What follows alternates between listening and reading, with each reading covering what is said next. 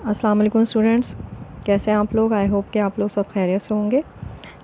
पिछले लेक्चर में हमने ऑपरेशंस ऑन सेट्स के टॉपिक पढ़े थे। एक तो यूनियन ऑफ सेट्स और दूसरा इंटरसेक्शन ऑफ सेट्स। आज हम आगे बढ़ते हैं। अभी हम पढ़ते हैं difference of sets. The difference of any two sets A and B is the set of the elements of set A which are not in set B। यानी अगर दो सेट्स हैं A और B और उन दोनों का अगर आपने डिफरेंस फाइंड करना है तो डिफरेंस में कौन से एलिमेंट आएंगे। सेट A के वो एलिमेंट्स जो सेट B में मौजूद ना हों। ठीक है, पहले सेट के वो एलिमेंट्स जो सेट B में मौजूद ना हों वो डिफरेंस ऑफ सेट्स में आएंगे। एग्जाम्पल के थ्रू क्लियर हो जाएगा। Create the difference sets A minus B. दो सेट्स दिए हुए हैं यहाँ पर। Set A is equal to 1 2 3 0 1 2 3 and set B is equal to 2 3। ठीक है, अब अगर हमने फाइंड करना है A माइनस बी या A डिफरेंस B तो आप पहले क्या करेंगे, सेट A लिखेंगे, फिर उसके बाद माइनस साइन लगाएंगे और फिर उसके बाद जो है वो सेट B लिखेंगे। ठीक है, और क्या होता है डिफरेंस कि पहले सेट के एलिमेंट जो एलिमेंट सेट B में मौजूद हैं वो डिफरेंस में नहीं आएंगे। ठीक है, तो पहला सेट यानी सेट A के कौन से एलिमेंट सेट B में मौजूद हैं, 2 और 3, तो ये दोनों एलिमेंट्स जो हैं वो नहीं आएंगे। बाकी जो बचेंगे कौन से एलिमेंट्स, 0 और 1, वो डिफरेंट सेट्स में आ जाएंगे। ठीक है, तो the difference set is express as, इस तरह एक्सप्रेस किया जाता है और इस तरह एक्सप्रेस किया जाता है। और स्टेट किस तरह किया जाता है, ए डिफरेंस बी। सही। अच्छा, आगे हम देख लेते हैं कुछ और एग्जाम्पल अपनी तरफ से। फॉर एग्ज़ाम्पल हमारे पास दो सेट हैं। ठीक है, एक सेट A है जो के बराबर है सपोज A B C और D, और दूसरा सेट है हमारे पास सेट B जो के बराबर है B C D और E। ठीक है, अब अगर मुझे फाइंड करना है A डिफरेंस B तो क्या आएगा, A minus B is equal to set A पहले लिखेंगे आप। A क्या है, सेट A B C और D। ठीक है, फिर आएगा माइनस का साइन और फिर आएगा सेट B के एलिमेंट्स B C D और E। अब डिफरेंस ऑफ सेट्स क्या होता है, मैंने आपको बताया है कि जो दोनों में सेम एलिमेंट्स हैं वो हम उसको इग्नोर कर देंगे और बाकी जो एलिमेंट्स बचेंगे पहले सेट में वो आपके पास रिज़ल्ट में आ जाएंगे। इस इक्वल के नीचे एक और इक्वल का साइन लगाइए, कर्ली ब्रैकेट लगाइए और फिर जो कॉमन एलिमेंट्स हैं दोनों सेट्स में वो कौन से हैं, B और C और D। ये तीनों एलिमेंट्स सेट B में भी मौजूद हैं तो ये एलिमेंट्स नहीं आएंगे। बाकी क्या बचेगा, A। सिर्फ A जो है वो पहले सेट में आया है। ठीक है, ये जो बाकी एलिमेंट्स यहाँ सेट B में बचेगा, जैसे ये E की बात, ये नहीं आएगा डिफरेंस में। जो पहले सेट में बचते हैं एलिमेंट्स वो आते हैं। ठीक है, अब एक और एग्जांपल, जैसे अब मुझे डिफरेंस फाइंड करना है B माइनस A का, तो अब क्या करेंगे, पहले सेट B लिखेंगे। ठीक है, यहाँ पर A माइनस बी था, अब आप चाह रहे हैं B माइनस A, दोनों डिफरेंट चीज़ें। अब आप सेट B पहले लिखेंगे, B C D E, minus sign लगाएंगे और सेट A लिखेंगे A B C और D। ठीक है, रिज़ल्ट में क्या आएगा, जो कॉमन एलिमेंट्स हैं दोनों में कौन कौन से हैं, B C और D, ये दोनों सेट्स में मौजूद हैं तो बच क्या रहा है, E। रिज़ल्ट में क्या आ जाएगा, एलिमेंट सिर्फ E आ जाएगा। तो आप यहाँ देख रहे हैं कि A माइनस बी का रिज़ल्ट कुछ और है और B माइनस A का रिज़ल्ट कुछ और है। तो ये ख्याल रखना है, पहले जो एलिमेंट्स आएंगे, पहले जो सेट दिया हुआ है उसके एलिमेंट्स जो है वो पहले लिखेंगे। सही, आगे बढ़ते हैं जी। Complement of a set, if a set A is a subset of a given universal set. कह रहे हैं कि एक सेट ए है अगर वो यूनिवर्सल सेट का सबसेट है। सबसेट आपको पता है क्या होता है कि अगर सेट ए के तमाम एलिमेंट्स यूनिवर्सल सेट में मौजूद हैं तो इसका मतलब क्या है, ए जो है वो सबसेट है। Then the set of elements not in A is called its complement A. यानी ये जो है डिफरेंस सेट की ही तरह है, बस यहाँ पर आपने क्या करना है कि यूनिवर्सल सेट में से सेट ए को माइनस कर देना है। ठीक है, अब यहाँ क्या लिखा है, a compliment set is represented by this. अगर किसी भी सेट का कॉम्प्लीमेंट फाइंड करना है तो आपने इस तरह लिखते हैं उसे। ठीक है, आगे एग्जांपल देख लेते हैं हम। दो सेट्स दिए हुए हैं यहाँ पर। एग्जाम्पल 5 है, create the complement set for set A. ठीक है, ए का कॉम्प्लीमेंट फाइंड करना है और गिवन सेट कौन से आपके पास, यूनिवर्सल सेट है जिसमें एलिमेंट्स हैं 1 2 3 और डॉट डॉट का मतलब क्या है 4 5 6 7 8 9 भी है और फिर है 10। ठीक है, 1 से लेकर 10 तक नंबर्स हैं। और सेट ए में कितने एलिमेंट्स हैं, 2 4 6 8। ठीक है, और 2 4 6 8 चारों के चारों एलिमेंट्स जो हैं वो यूनिवर्सल सेट में मौजूद हैं। अच्छा, अब इन्होंने कहा है कि ए कॉम्प्लीमेंट फाइंड करना है, तो ए कॉम्प्लीमेंट अगर फाइंड करना है तो आपको पता है कि उसको इस तरह लिखते हैं।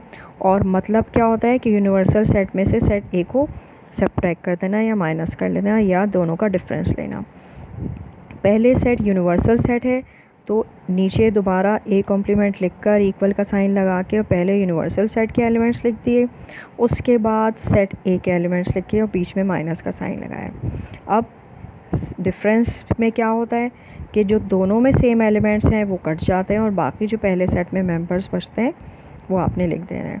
तो इन दोनों में सेम कौन सा है, ए यूनिवर्सल सेट में तो 1 से लेकर 10 तक है और सेट ए जो है उसमें 4 एलिमेंट्स हैं जो कि 2 4 6 8 है। तो आप सब्ट्रैक्ट कर देंगे यानी 2 4 6 8 ए में भी है और यूनिवर्सल सेट में भी है, वो ख़त्म हो जाएंगे और बचेंगे क्या, 1 3 5 7 9 10। ठीक है, तो ये ए कॉम्प्लीमेंट हो गया। सही, अब आगे बढ़ते हैं।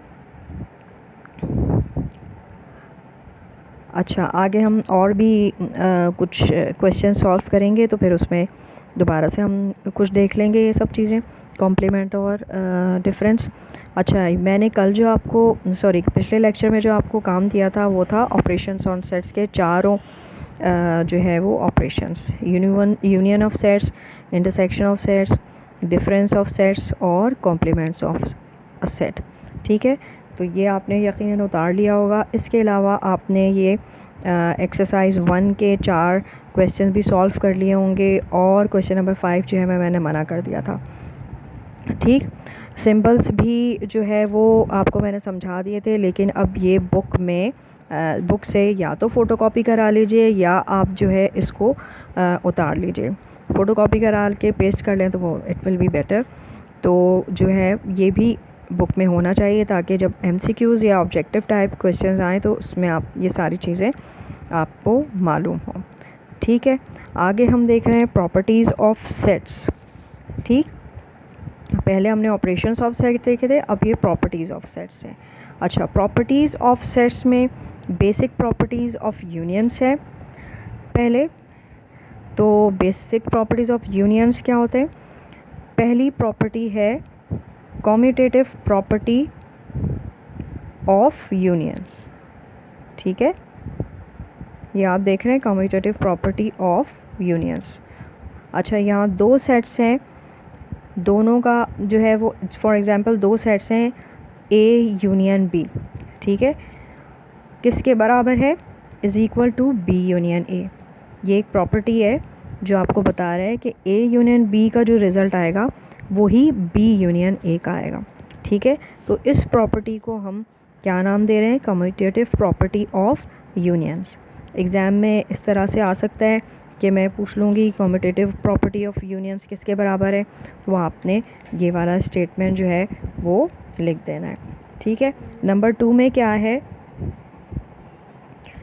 ए यूनियन और फिर 3 सेट्स की ये प्रॉपर्टी है एसोसिएटिव प्रॉपर्टी ऑफ यूनियंस। इसमें 3 सेट्स आ जाते हैं, जैसे फॉर एग्जांपल ए सेट है, बी सेट है और सी सेट है। ठीक है, अब यहाँ पर पहले सेट को यहाँ लिखा हुआ है, फिर यूनियन का साइन आया है और फिर बाकी 2 सेट्स को ब्रैकेट्स में ले लिया। ठीक, इसी तरह ये चीज़ किसके बराबर है, इक्वल है, पहले ए और बी का यूनियन निकाल लें और फिर बाद में जो भी रिज़ल्ट आएगा उसका सी का निकाल लें। तो ये जो है हमें सॉल्व तो नहीं करना है, लेकिन ये प्रॉपर्टी आपने याद रखना है। ठीक है, तो ये कहलाती है एसोसिएटिव प्रॉपर्टी ऑफ यूनियंस। सही, आगे चलते हैं।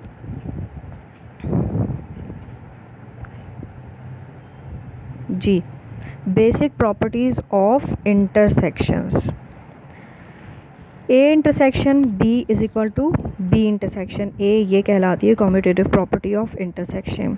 यानी अगर आप पहले सेट ए लिखें और बाद में बी लिखें, दोनों का इंटरसेक्शन फाइंड करें, या फिर पहले बी लिखें और फिर इंटरसेक्शन ए लिखें, तो दोनों का रिज़ल्ट हमेशा सेम आएगा। तो ये कौन सी प्रॉपर्टी कहलाती है, कम्यूटेटिव प्रॉपर्टी ऑफ इंटरसेक्शन। आगे देख लीजिए, ये 2 सेट्स के लिए थी, अब एसोसिएटिव प्रॉपर्टी जो है वो 3 सेट्स के लिए। वहाँ पर आप यूनियन का देख रहे थे, यहाँ पर सारा इंटरसेक्शन का आ रहा है। तो A intersection B intersection C is equal to A intersection B intersection C. यानी पहले यहाँ पर ये 2 सेट्स का जो है ग्रुप बना लिया, उनका इंटरसेक्शन फाइंड कर लिया, फिर पहले सेट से इंटरसेक्शन निकाल लिया। यहाँ पर पहले 2 सेट्स का जो है इंटरसेक्शन फाइंड कर लिया और फिर जो है वो तीसरे सेट से इंटरसेक्शन ले लिया। तो दोनों का रिज़ल्ट जो है वो बिल्कुल सेम आएगा। ठीक है, आगे चलिए। अच्छा, क्वेश्चन नंबर 6 में आपके पास क्वेश्चन जो है वो दिया हमें, if universal set is equal to 0 1 2 3 4 5 6 7 8। ठीक है, डॉट डॉट का मतलब क्या है कि 2 ये पूरा 8 तक नंबर्स जा रहे हैं। सेट ए के एलिमेंट्स 0 1 2 3, सेट बी के एलिमेंट्स 2 3 4 5 6, सेट सी के एलिमेंट्स 5 6 7 8 और सेट डी के एलिमेंट्स हैं 2 4 6 8। यहाँ मैंने क्वेश्चंस पर टिक लगाए हुए हैं, आपने ये सॉल्व करने हैं 14 पार्ट्स और आपने 11 पार्ट्स जो है वो इसके सॉल्व करने हैं। ठीक है, A union B first part में है, तो आपने ये दोनों सेट्स का यूनियन जो है वो फाइंड करना है, यानी सेट ए का और सेट बी का। ठीक है, इन दोनों का यूनियन फाइंड करना है। फिर आपके पास जो है पार्ट 3 है, उसमें सी यूनियन डी, यानी इन दोनों का यूनियन फाइंड करना है आपको। ठीक है, फिर पार्ट 4 है, 5 है, 6 है, इनके इंटरसेक्शन डिफरेंट सेट्स के दरमियान इंटरसेक्शन है, और इंटरसेक्शन क्या होता है मैं आपको बता चुकी हूँ कि दोनों में जो कॉमन मेंबर्स हैं वो लिखेंगे। फिर आ जाता है आपके पास A complement, B complement, C complement. ठीक है, तो कॉम्प्लीमेंट का आपको पता है क्या करना है कि यूनिवर्सल सेट में से माइनस कर देना है। एक मैं आपको यहाँ पर करके दिखा देती हूँ, जैसे इन्होंने कहा है कि ए कॉम्प्लीमेंट करके दिखा देती हूँ। ठीक है, तो ए कॉम्प्लीमेंट फाइंड करना है, तो ए कॉम्प्लीमेंट का मतलब क्या है, यूनिवर्सल सेट में से आपने जो है वो किसको माइनस करना है, सेट ए को माइनस करना है। ठीक है, तो पहले आप लिखेंगे यूनिवर्सल सेट जो कि है 0 1 2 और कहाँ तक जा रहा है 8 तक। फिर लगाएंगे आप माइनस साइन और फिर कौन सा सेट लिखेंगे, सेट ए जिसमें एलिमेंट्स आ रहे हैं 0 1 2 और 3। ठीक है, नीचे दोबारा से इक्वल का साइन लगाइए। क्या करते हैं डिफरेंस में, यूनिवर्सल सेट और सेट ए में जो कॉमन एलिमेंट्स हैं उनको आपने नहीं लिखना है, बाकी जो एलिमेंट्स बचेंगे वो लिखेंगे। तो इन दोनों में एक जैसे कौन से एलिमेंट्स हैं, 0 दोनों में मौजूद है, नहीं लिखेंगे, 1 दोनों में मौजूद है, 2 दोनों में मौजूद है और 3 दोनों में मौजूद है। तो बचा क्या, 4 से लेकर 8 तक, 4 5 6 7 8, ये आ गया आपका रिज़ल्ट। ठीक है, इसी तरीके से आपने बी कॉम्प्लीमेंट और सी कॉम्प्लीमेंट भी फाइंड कर लेना है। बिल्कुल यही तरीक़ाकार होगा, 3 स्टेप में ये काम हो जाएगा। चाहे तो आप ये अगले स्टेप में भी ए कॉम्प्लीमेंट दोबारा लिख सकते हैं, वरना आप पहले स्टेप में लिखकर साथ में बिल्कुल इक्वल के साइन एक के नीचे एक जो है वो आने चाहिए। फिर आपके पास 12th पार्ट है सी डिफरेंस बी। ठीक है, सेट सी में से डी को माइनस कर देना है। फिर बी माइनस ए है, बी डिफरेंस ए, फिर डी डिफरेंस ए है। ठीक है, ये आपने क्वेश्चंस जो है वो सॉल्व कर लेने हैं, बहुत आसान है। और नहीं समझ में आए तो एग्ज़ाम्पल्स जो मैंने बताई हैं बुक में एग्ज़ाम्पल्स हैं, उनको आप गौर देखेंगे तो ईज़िली आपको समझ में आ जाएगा। क्वेश्चन नंबर 7 देख लें। क्वेश्चन नंबर 7 में है तो यहाँ पर 9 पार्ट्स, लेकिन आप सिर्फ ये 3 पार्ट्स जो मैंने टिक किए हुए हैं 1, 7 और 10, ये आपने सॉल्व कर लेना है। 8 क्वेश्चंस नहीं क्वेश्चन नंबर 8 नहीं सॉल्व करना। क्वेश्चन नंबर 9 में 2 पार्ट्स हैं, वो आप कर लीजिए, और बाकी 10, 11, 12 ये तीनों क्वेश्चंस जो है वो सॉल्व नहीं करने। ठीक है, तो बहुत आसान है, आराम से आप कर सकते हैं। अब आ जाए मल्टीपल चॉइस क्वेश्चन, ये लास्ट है। इसमें आपने क्या करना है, पहला part select the correct answer from the given options. ठीक है, जो सेलेक्ट करना है हमने इसमें से जो करेक्ट आंसर है, क्या लिखा है, if set A is equal to 1, 2, 3, 4, 5, 6, 7, 8, ये कहाँ तक जा रहे हैं, 100 तक जा रहे हैं, है ना। सेट ए में कितने मेंबर्स हैं, 100 मेंबर्स हैं। ठीक है, तो और सेट बी में कौन से हैं, 2, 4, 6, 8, 10, 12, यानी कौन से एलिमेंट्स आ रहे हैं इसमें, सारे इवन नंबर्स आ रहे हैं। कौन से इसमें मौजूद नहीं है, 1, 3, 5, 7, यानी ये वाले नंबर्स मौजूद नहीं हैं। तो what is A minus B, तो इन्होंने पूछा है ए माइनस बी क्या होगा। तो बहुत आसान है, इसमें सारे मेंबर्स हैं 1 से लेकर 100 तक, इसमें सिर्फ इवन नंबर्स हैं, तो बचेंगे कौन से, 1, 3, 5, 7, 9, सारे ऑड नंबर्स बन जाएंगे। तो कौन सा ऑप्शन जो है करेक्ट है, ए, बी, सी या डी, जी, ऑप्शन ए जो है वो सही है। ठीक है, तो आपने इसको टिक लगा देना है या फिर इसको सर्कल कर दें। What does the rectangular reason in Venn diagram represent. अच्छा, ये वेन डायग्राम मैंने आपको नहीं समझाया है तो इसको छोड़ दीजिए। Which of these represents the commutative property of of sets. अब यूनियन ऑफ सेट्स है, मैंने आपको बताया था कम्यूटेटिव प्रॉपर्टी 2 सेट्स के दरमियान जो होती है, और एसोसिएटिव प्रॉपर्टी जो है वो 3 सेट्स के दरमियान। तो यहाँ पर जो है कम्यूटेटिव प्रॉपर्टी जहाँ पर यूनियन का साइन है, ऑब्वियसली वही commutative property of union of sets है। यहाँ आप देख रहे हैं, तो इसमें करेक्ट स्टेटमेंट जो है वो ये वाला है, क्योंकि यहाँ पर इंटरसेक्शन का साइन है, ये भी नहीं होगा, यहाँ पर इंटरसेक्शन का साइन है, ये भी नहीं होगा, यहाँ पर एक इंटरसेक्शन एक यूनियन है, ये भी नहीं होगा। तो करेक्ट जो है वो पार्ट ए है। नंबर 4 देख रहे हैं, how is the complement of a set A determined. Set A जो है वो कॉम्प्लीमेंट ऑफ सेट ए किस तरह लिखा जाएगा, क्या ये वाला है, नहीं, ये तो डिफरेंस ऑफ सेट्स है, ये यूनियन ऑफ 2 सेट्स है, तो यहाँ ये इंटरसेक्शन आ जाएगा, यूनिवर्सल। तो करेक्ट जो है वो ऑप्शन सी है। जी, पार्ट 5 देख लें, which of these is a property of equivalent sets. यानी कह रहे हैं 4 प्रॉपर्टी दी हैं, इनमें से इक्विवेलेंट सेट्स की कौन सी जो है वो प्रॉपर्टी है। पार्ट ए देख लें, they contain the same elements. Equivalent sets में सेम एलिमेंट्स होते हैं, ज़रूरी नहीं है, तो ये ऑप्शन तो हमारे लिए काम का नहीं है। बी क्या है, they contain the same number of elements, बिल्कुल सही। ठीक है, पार्ट बी जो है वो करेक्ट ऑप्शन है।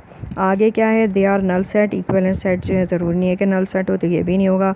They can not be paired in a 1-to-1 correspondence, ये भी नहीं होगा।